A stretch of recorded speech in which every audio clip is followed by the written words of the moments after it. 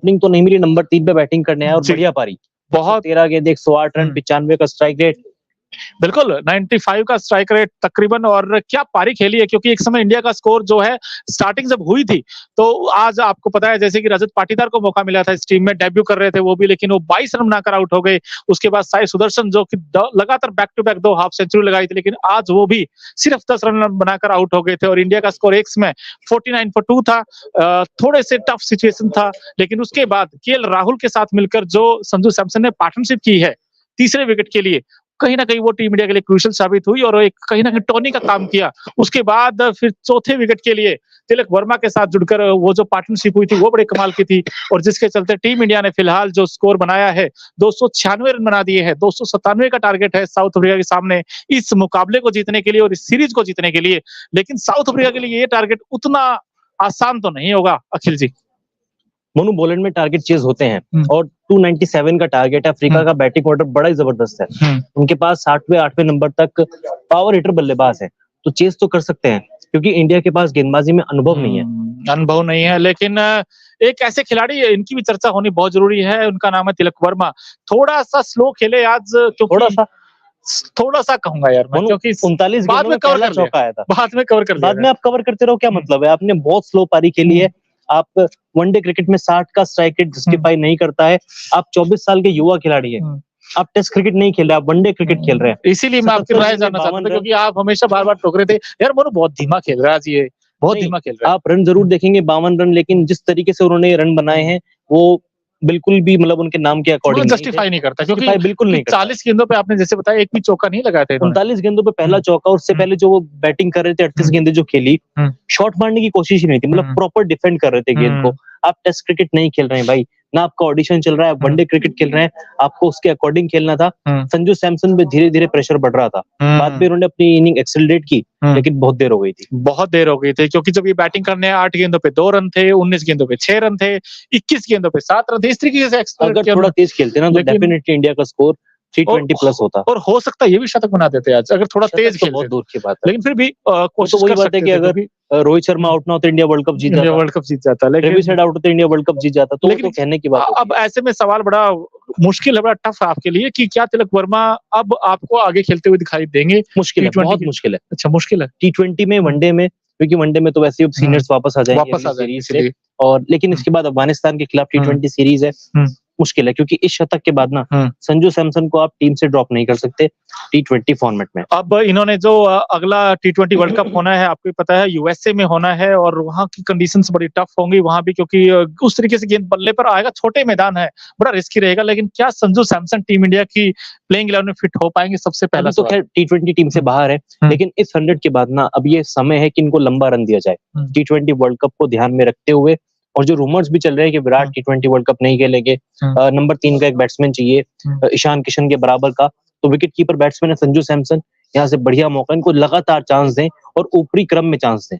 बिल्कुल, और संजू सैमसन की ये इनिंग बड़ी जबरदस्त इनिंग थी, क्योंकि डिफाइनिंग इनिंग थी। उन्होंने जिस तरीके की बैटिंग की, आते के साथ ही उन्होंने दो जो इनके आज पॉजिटिव फ्रेम ऑफ माइंड में दिखाई दिया, आज उस तरीके सहमे से नजर नहीं आए। इन्होंने शुरुआत में थोड़ा मतलब इनिंग को पेस करने का समय लिया, थोड़ा शुरुआत में कह सकते हैं थोड़ा डरे थे, लेकिन बाद में अपनी इनिंग को जिस तरीके से उन्होंने आगे बढ़ाया, 50 पूरी की, बड़ी कमाल की बैटिंग की आज इन्होंने। चाहे इनके डिफेंस हो, वो ये जब भी कोई बैट्समैन फुटवर्क का यूज करता है ना, जब निकल कर शॉट मारता है, तो कहीं ना कहीं उनके उसके वो दमखम तो दिखता है उसमें, कि उनमें कॉन्फिडेंस तो था आज। अखिल, शतक बनाने के बाद सेलिब्रेशन वो दिखा रहे थे कि अगर इनको लगातार इसी तरह से मौका मिलता तो शायद आज पहला शतक नहीं, ये तीसरा चौथा शतक होता। बिल्कुल, ये मनु सोचने वाली बात है। 2015 में इस खिलाड़ी ने डेब्यू किया है, आज 2023 चल रहा है, मतलब पिछले 8 सालों में सिर्फ ये पहला शतक, वनडे में नहीं, इंटरनेशनल क्रिकेट में ये बहुत मायने रखता है। और क्यों ना हो सेलिब्रेशन, प्राउड मोमेंट किसी भी के लिए। मैडन 100 था और बड़ा इंतजार किया इस बैट्समैन ने, क्योंकि हमेशा कोशिश करते थे कि आज इस टीम में आएंगे। 61 का इनका एवरेज है वनडे फॉर्मेट में, अब हालांकि 56 हो गया। अब देखिए वही तो है कि आप जब मौके, हालांकि इनको मिले भी थे कुछ मौके पर, इन्होंने अपने आप को नहीं इम्प्रूव किया, लेकिन खिलाड़ी दमदार है, ये बात आपको माननी पड़ेगी। इस बात में तो कोई शक ही नहीं है। लेकिन पाटीदार को लेके क्या कहेंगे? शुरुआत बड़ी अच्छी हुई थी यार, रजत पाटीदार, एक छक्का, 16 गेंदे 22 रन। नहीं, हम समझते हैं यार फर्स्ट गेम है, थोड़ा नर्वस रहता है हर खिलाड़ी, लेकिन फिर भी जो 22 रन बनाए हैं, उन 22 रनों में कहीं ना कहीं आप ये देखिए, एक छक्का और 3 चौके थे। वो कहीं ना लगातार कहीं 2 चौके भी आए थे। बिल्कुल, तो कहीं न कहीं ठीक था इनका कुछ डिफेंस मैंने देखा जो उन्होंने बैक फुट पे जो 1-2 शॉट्स खेले। सो आई थिंक ठीक है, अभी तो खैर अब एक मैच पे तो आप डिसाइड भी नहीं कर सकते अखिल। सो आई थिंक लेकिन फिर भी कुल मिलाकर इनकी बैटिंग अच्छी थी, नो डाउट।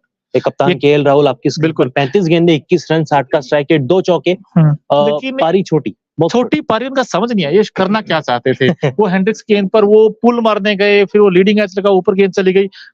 थोड़ा-सा वो आउट होने का तरीका मुझे समझ नहीं आया इनका क्योंकि क्या रन था। रेट कहीं न कहीं दिमाग में होगा। संजू सैमसन भी उस टाइम इनिंग पेस नहीं कर पाए थे, थोड़ा स्लो थे और एक कैप्टन जी। होने के नाते आपको लगता भी है कि थोड़ा-सा तेज खेलें। वो शायद केएल राहुल की इनिंग में मुझे नजर आया, लेकिन इस छोटी सी पारी में एक रिकॉर्ड भी इन्होंने बना दिया है।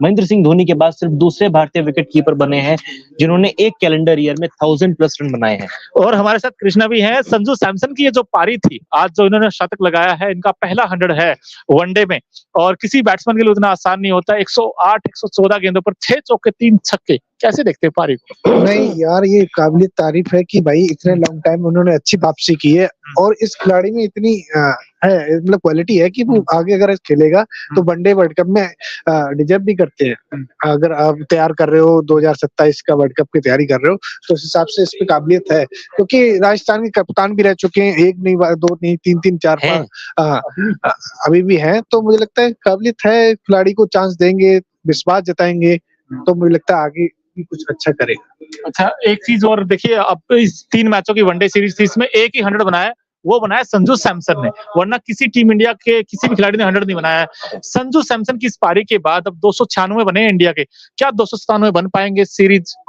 Decider match? ये देखना, ये 100 आपका इंडिया के फेवर में जाएगा, टीम इंडिया इस सीरीज को जीत रही है। बिल्कुल। अखिल, आपको भी लगता है इंडिया जीत जाएगा या थोड़ा सा मामला फंस सकता है? स्कोर तो अच्छा बना है मोनू। अगर यहाँ से आपके गेंदबाज अगर सीरीज नहीं जिता पाते हैं तो ये थोड़ा शर्मनाक होगा फिर। बिल्कुल, क्योंकि गेंदबाजों के ऊपर इन खिलाड़ी के बारे में क्या कहेंगे यार? रिंकू सिंह दूसरा ही मैच था वनडे का। 27 गेंदे 38 रन 140 का स्ट्राइक रेट। ये स्ट्राइक रेट उम्मीद करता था मैं तिलक वर्मा से, क्योंकि यार ये मतलब टारगेट नहीं कर रहा हूँ। 52 रन बनाए हैं, बहुत अच्छी पारी है, टीम उनकी मतलब जुड़ गई है, मेड इन 50 थी वनडे क्रिकेट में। लेकिन स्ट्राइक रेट देखिए ना, 60 का स्ट्राइक रेट। आप खुद सोचिए 24 साल का लड़का वनडे क्रिकेट में 60 के स्ट्राइक रेट से रन बना रहा है। सही बात है, सवाल तो उठेंगे, लेकिन तिलक माफ कीजिए, रिंकू सिंह ये एक ऐसे खिलाड़ी इंडिया को नीड भी थी, एक ऐसे खिलाड़ी दिखाया कि मैं फिनिशर हूँ। बिल्कुल, उन्होंने फिर से दिखाया, और जो काम हार्दिक पांड्या करते थे, जो काम यूसुफ पठान करते थे, क्या अब रिंकू सिंह ने वो जगह बना ली? वो स्लॉट खाली जो दिखता था, क्या उसको भर लिया आखिर? बहुत हद तक हाँ, बहुत हद तक भर लिया, क्योंकि T20 क्रिकेट के आंकड़े देख लीजिए, आईपीएल में लगातार अच्छा कर रहे हैं, यूपी के लिए अच्छा कर रहे हैं, और जब से इंडिया में मौका मिला है इनका बल्ला रुकने का नाम नहीं ले रहा है। बिल्कुल, लेकिन अच्छा है, टीम इंडिया को एक ऐसी फिनिशर की नीड थी, लेकिन कहीं ना कहीं वो नीड पूरी की है। आज भी 38 रन थे, कैमियो इनिंग है, लेकिन ये इंपैक्टफुल इनिंग है यार, 38 इनिंग है, क्योंकि लास्ट में आपको नीड थी कैसे बैट्समैन की, क्योंकि जो अच्छा खेल सके। और जब तिलक वर्मा ही नहीं, संजू सैमसन भी बीच में स्लो पड़े थे, जब दोनों मतलब सिंगल रोटेट कर रहे थे, मेड इन ओवर्स भी बीच में आए, छटपटा रहे थे बैटिंग के लिए, जब डगआउट में बैठे हुए थे, बस किसी तरह बैटिंग मिल जाए। तो तिलक वर्मा के आउट होने के बाद जिस तरीके से ये अंदर पहुंचे भी, बड़ा अच्छा लग रहा था। चाहते थे कि इनकी बैटिंग आए और कुछ हल्ला बैट से मचाएं। 3 मैचों की जो वनडे सीरीज हुई है अखिल, इसमें 2-3 चीजें अच्छी गई हैं जो पॉजिटिव इंडिया के लिए, क्योंकि आपको वर्ल्ड कप भी खेलना है, T20 वर्ल्ड कप अगले साल जून में होना है, जो कि यूएसए में होगा। उसके लिए तो आई थिंक रिंकू सिंह ने तो अपना स्लॉट पक्का दावा ठोक दिया कि हाँ, मैं तो होऊंगा।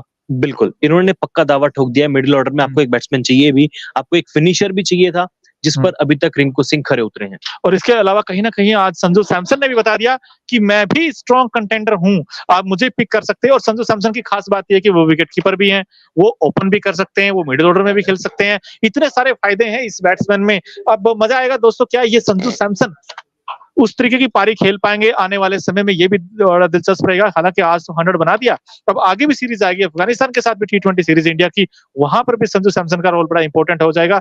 एक बार साउथ अफ्रीका की गेंदबाजी पर नजर डालते हैं। केशव महाराज आज देखिए 10 ओवर किए, 2 मेडन भी किए, 37 रन दिए, 1 विकेट उनको मिला है। यानी कि केशव महाराज जब इस तरीके के इफेक्टिव रहे हैं, तो कहीं ना कहीं इंडियन टीम के पास भी अक्षर पटेल हो, वाशिंगटन सुंदर हो, उनसे बड़ी उम्मीदें होंगी। और इस पूरी सीरीज में उन्होंने लगातार अच्छी बॉलिंग की है मोनू। बिल्कुल, बड़ी अच्छी गेंदबाजी की है, लेकिन फिर भी कहीं ना कहीं आज गेंदबाजी अगर देखें, तेज गेंदबाजों के नांद्रे बर्गर, उन्होंने 9 ओवर में 64 रन दिए, 2 विकेट उनको मिले। लिजार्ड विलियम्स, उन्होंने भी ठीक ठाक गेंदबाजी स्टार्टिंग में हुई थी, लेकिन बाद में बड़े महंगे हुए, उन्होंने 71 रन दिए हैं और एक भी कामयाबी उनको मिली है। हेंड्रिक्स ने अच्छी गेंदबाजी की लेकिन वो भी थोड़े एक्सपेंसिव रहे।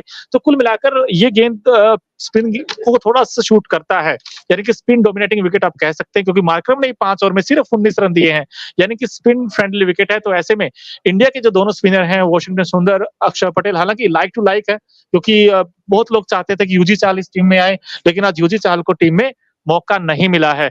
लेकिन वाशिंगटन सुंदर को मौका मिला है, बल्ले से उस तरीके का परफॉर्मेंस नहीं कर पाए। मौका जरूर मिला था, एक छोटी कैमियो इनिंग खेल सकते थे, लेकिन वो जल्दी आउट हो गए 9 गेंदों पे 14 रन बनाकर। लेकिन क्या गेंदबाजी में वो इफेक्ट कर पाएंगे, क्या वो विकेट ले पाएंगे, ये सबसे बड़ा सवाल रहेगा। लेकिन सामने साउथ अफ्रीका की बात करें तो 297 रन, वैसे तो बड़ा स्कोर है, लेकिन साउथ अफ्रीका बैटिंग देखकर लगता नहीं कि इस तरीके का बड़ा स्कोर, क्योंकि उनके पास पिछले मैच के हीरो टोनी डिजोर्जी, उनसे बड़ी उम्मीदें रहेंगी कि वो इस बार फिर एक अटैकिंग क्रिकेट खेले, अच्छी पारी खेले।